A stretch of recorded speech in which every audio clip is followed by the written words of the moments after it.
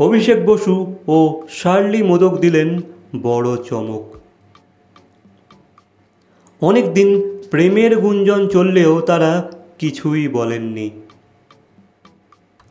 এবার ফুলকি ধারাবাহিকের সেটে তারা একসঙ্গে আইবুড়ো ভাত খেলেন।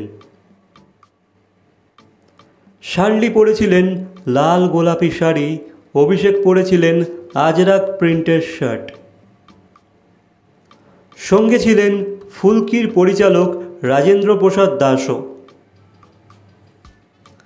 কাঁসার থালায় সাজানো ছিল একেবারে বাঙালি খাবার, ভাত, মাছ, মাংস, মিষ্টি ও আরও অনেক কিছু। তাদের ছবিতে প্রেমের ইঙ্গিত স্পষ্ট হলেও বিয়ের দিন এখনও জানা যায়নি।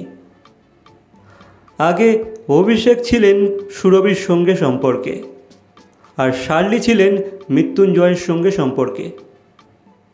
সম্পর্ক ভাঙার পর হয়তো নতুন সম্পর্কে জড়িয়েছেন তারা।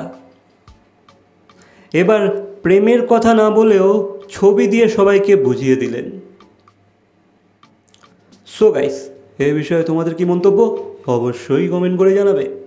ভিডিওটা ভালো লাগলে লাইক, কমেন্ট, শেয়ার, সাবস্ক্রাইব। তো দেখা হচ্ছে পরবর্তী কোনো ভিডিওর সাথে। Till then, by.